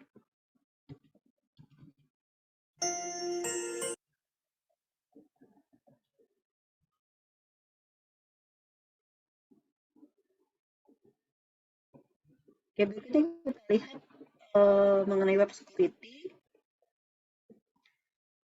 Nah, ini browser web, ya kaitannya dengan browser web. Jadi kalau browser web ini nggak hanya digunakan untuk kita browsing, tapi juga sekarang digunakan untuk menjalankan aplikasi lainnya, termasuk Microsoft 365, kita bisa gunakan Google Docs, lalu interface untuk pengguna SSL akses jarak jauh. Untuk membantu atau mendukung fitur tambahan ini, maka browser akan menggunakan plugin untuk bisa mendukung konten lainnya. Nah, maka si browser ini tentu harus diamankan, merupakan satu target yang harus diamankan juga. Nah, untuk men-secure web browser, ini bisa kita gunakan beberapa feature seperti in private browsing, lalu ada pop-up blocker, smart skin filter, dan ActiveX filtering. Nah, ini penggunaan dari in private browsing. Jadi di browser web, dia akan menyimpan informasi tentang halaman web yang kita pernah buka atau kita pernah kunjungi, atau yang pernah kita cari, dan juga informasi yang diidentifikasi lainnya, termasuk ada nama pengguna, password, dan banyak lagi.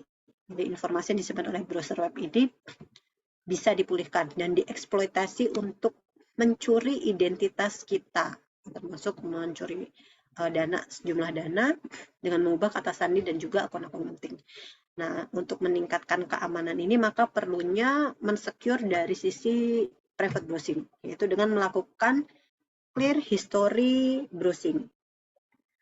Maka semua browser web akan memiliki satu cara untuk menghapus adanya riwayat kita browsing, seperti cookie, file, dan lain-lain. Ini baiknya juga di-clear. Jadi setelah kita pakai satu browser tertentu, mungkin secara berkala kita bisa meng-clearkannya. Ini mencegah user lain menggunakan akses kita saat kita membuka internet dan melihat histori sebelumnya.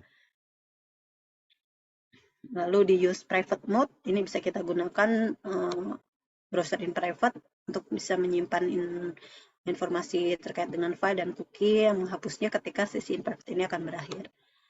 Pada Internet Explorer 11, ini kita bisa menggunakan tools, lalu milih bagian in private browsing, atau dengan menekan Ctrl Shift plus P berbarengan untuk membuka private window, maka ada muncul nanti new incognito window pada browser Chrome.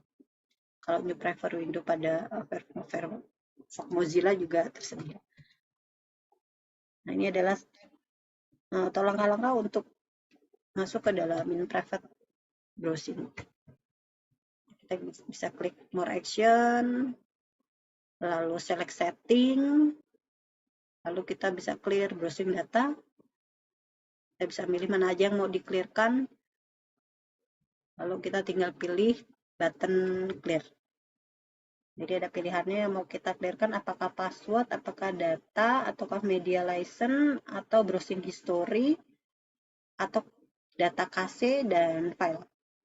Ini clear browsing data. Ya, tujuannya tadi ya lebih untuk mengamankan data kita untuk diakses dari user lainnya. Mungkin saat kita selesai browsing lalu ada teman yang mau minjem, atau mungkin saudara atau siapapun pakai laptop kita sementara kita tidak meng-clearkan data ini, nah itu akan menjadi resiko tentunya. Lalu ada pop-up blocker. Jadi pop-up ini dimulai saat kita mengeksplor satu link di halaman yang akan buka munculan memberikan informasi tambahan atau gambar dari cukup dekat. Nah, beberapa pop-ups ini akan disponsori atau diprakarsai oleh situs web dengan adanya pengiklanan atau ya iklan-iklan itu yang cukup pop-up itu tadi yang sepertinya akan mengganggu aktivitas kita. Sebagian besar browser web ini akan menawarkan kemampuan untuk memblokir jendela pop-up, di mana ini memungkinkan pengguna untuk membatasi atau memblokir sebagian besar yang terjadi pada saat kita mengeksplor satu web. Untuk pop-up blokir ini kita bisa masuk ke fitur di Internet Explorer versi 11 itu menggunakan tools, lalu pilih pop-up blocker, lalu kita pilih turn on pop-up blocker.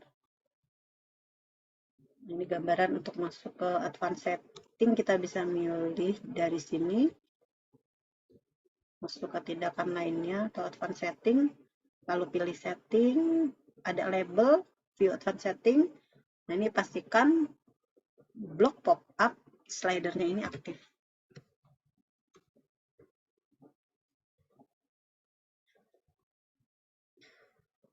Berikutnya untuk di web security kita bisa menggunakan smart screen filter.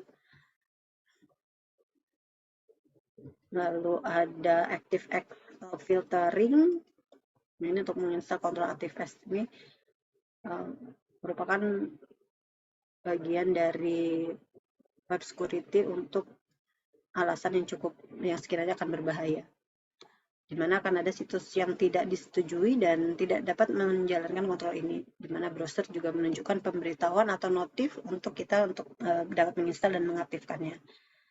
Untuk mengaktifkan filter dari ActiveX, kita juga bisa menggunakan Internet Explorer versi 11, lalu masuk ke Tools dan pilih ActiveX Filtering.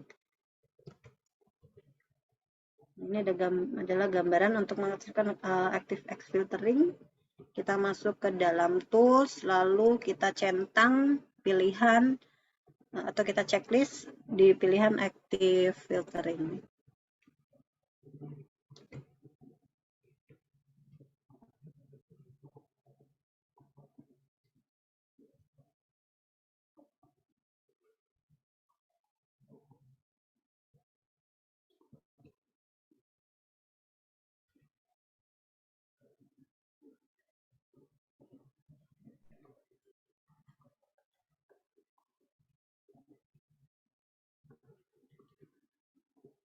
Oke, berikutnya pada bagian maintenance security restrictive settings.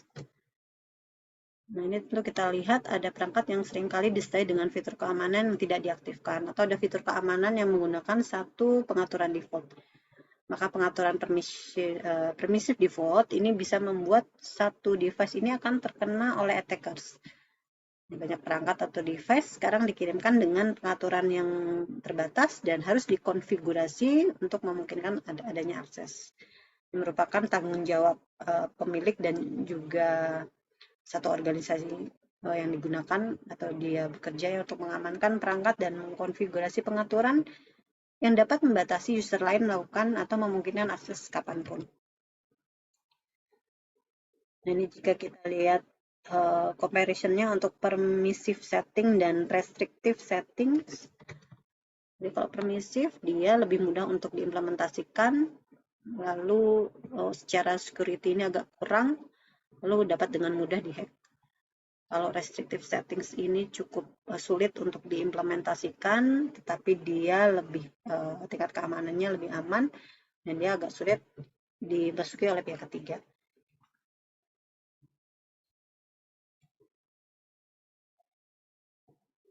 Nah, untuk security maintenance lainnya adalah melakukan update patch, masuk dalam operating system service pack dan security patches, merupakan update code yang disediakan oleh satu pabrikan untuk mencegah virus atau worm yang bisa ditemukan dalam satu serangan. Di produsen biasanya akan menggabungkan adanya updatean peningkatan ke dalam aplikasi updatean yang komprehensif. Nah, ini disebut dengan paket layanan atau service pack.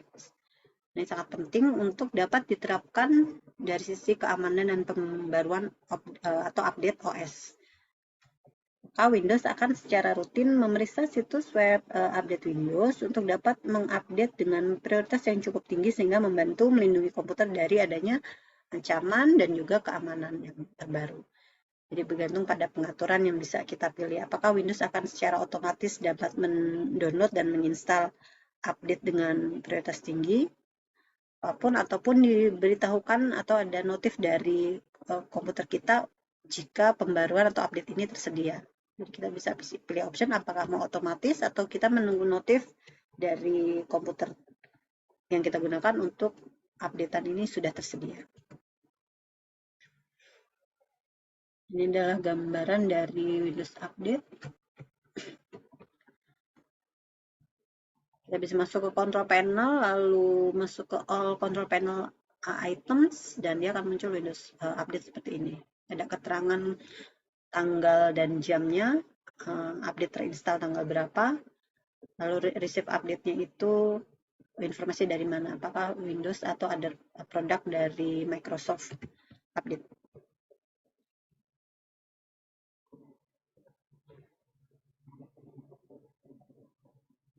Ya, berikutnya kita masuk ke configure untuk wireless security. Jadi tadi sudah kita lihat pemeliharaan user account local group, lalu bagaimana memaintainnya, kita masuk ke web security, bagaimana memaintain dan mengamankan web security.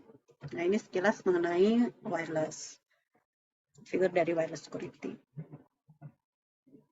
Nah, untuk yang umum digunakan di sini, ini dalam satu komunikasi wireless, dia akan membutuhkan komunikasi antar dua komputer, sehingga memerlukan adanya komunikasi yang cukup aman.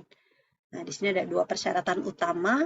Jadi persyaratan pertama adalah bahwa semua informasi yang diterima ini belum dirubah oleh seseorang yang mungkin saja dia mencegat pesan tersebut. Lalu yang kedua adalah bahwa siapapun yang mencegat pesan ini tidak dapat membaca pesan tersebut sebelum disampai ke penerima yang seharusnya. Maka teknologi yang umum digunakan pada encryption di teknologi wireless ini adalah hash encoding, symmetric dan asymmetric encryption. Mungkin kalau ada yang pernah mendengar pengodean hash atau hashing, ini memastikan integritas dari pesan. Jadi memastikan bahwa pesan tersebut ini tidak rusak atau tidak dirusak selama proses transmisi, di mana dia menggunakan fungsi matematika untuk membuat nilai numerik. Ini ada algoritmanya di hashing code. Ini populernya disebut dengan secure hash algorithm. Lalu tipe encryption lainnya yang umum digunakan adalah enkripsi simetris dan asimetris. Dimana kalau enkripsi simetris, dia memastikan kerahasiaan dalam bentuk dari sisi pesan terenkripsi yang dicegat, di mana pesan itu nggak akan dipahami, dia hanya bisa didekripsi. Ya, misalkan dibaca dengan menggunakan satu kata sandi, misalkan ada key, dia memiliki kunci key yang dienkripsi. Dan enkripsi simetrisnya akan memerlukan dua sisi percakapan terenkripsi untuk bisa menggunakan kunci enkripsi yang identik, menyandikan atau mengkodekan data. Nah, contoh dari enkripsi simetris ini adalah AES atau Advanced Encryption Standard dan Triple Data Encryption Algorithm. Lalu enkripsi asimetris ini dia membutuhkan dua kunci, yaitu ada kunci pribadi dan kunci publik, atau private key dan public key. Itu asimetris. Nah, untuk public key dia akan mendistribusikan secara luas termasuk mengirim email dan teks. Nah, dia biasanya memposting melalui satu web, di mana kunci pribadi atau private key ini akan disimpan oleh seseorang dan tidak boleh diberikan kepada pihak lain. Nah, contoh dari enkripsi asimetris yang cukup populer ini adalah RSA.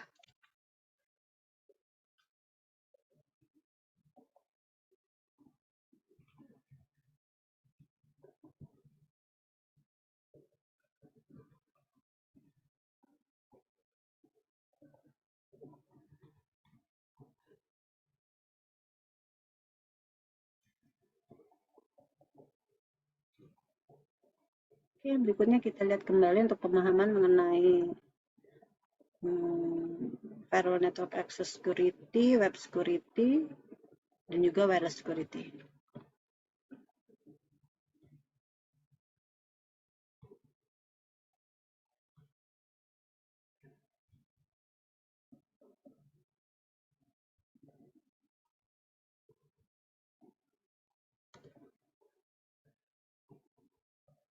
Oke, kita lihat ke pemahaman untuk Windows Firewall. Oke, silakan lihat kembali untuk pemahaman di Windows Firewall. Nah, ini description mana yang paling tepat menggunakan satu terms atau keadaannya. Dan apakah dia host base, inbound, outbound, ataupun SOHO. Nah, oke, baik, untuk yang pertama, ini satu description menyatakan terms yang mana? SOHO. Oke, karena dia digunakan dalam satu rumah atau small office. Ini bisa kita matchkan dengan pemahaman term SOHO. Oke, nomor 2. Windows Defender Firewall. Ini masuk ke dalam Host base. Oh, Oke, ini adalah host base. Berikutnya yang ketiga, disable dan enable firewall atau merubah notif pada satu network.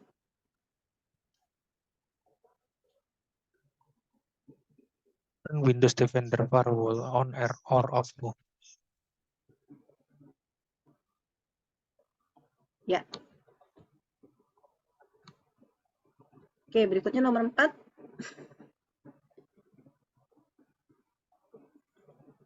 Internet traffic.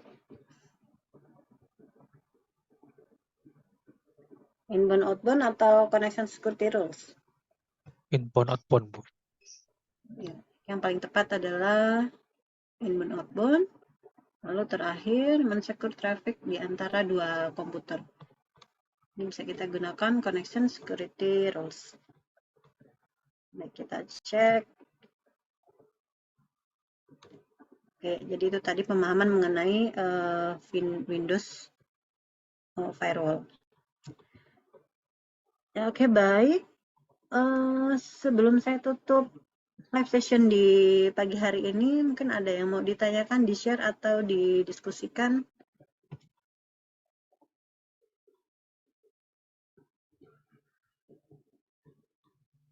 Maaf, untuk yang daftar 13-nya belum muncul yang di Netaket. Kenapa? Oh, masih belum Yang bisa? di Neta. Iya, masih belum bisa. Ya, nanti coba saya ceknya sekali lagi ya.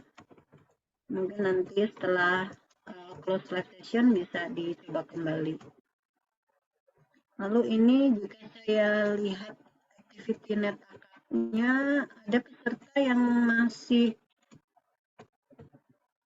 bolong-bolong ya untuk mengerjakan examnya. Mungkin kalau bisa dilengkapi juga karena ini udah jauh. Masih ada yang belum mengerjakan exam chapter. Exam chapter 5 masih bolong, kosong. Karena nanti kalau nggak lengkap, nggak full, dia nggak bisa kebuka final examnya. Ya, jadi supaya dikejar untuk yang masih belum melengkapi. Karena kita tinggal waktunya 2 hari lagi, masih ada pembahasan materi, setelah itu final exam. Jadi jika masih ada waktu, silakan untuk dilengkapi. Chapter 10 exam juga masih banyak yang belum melengkapi, chapter 11 juga.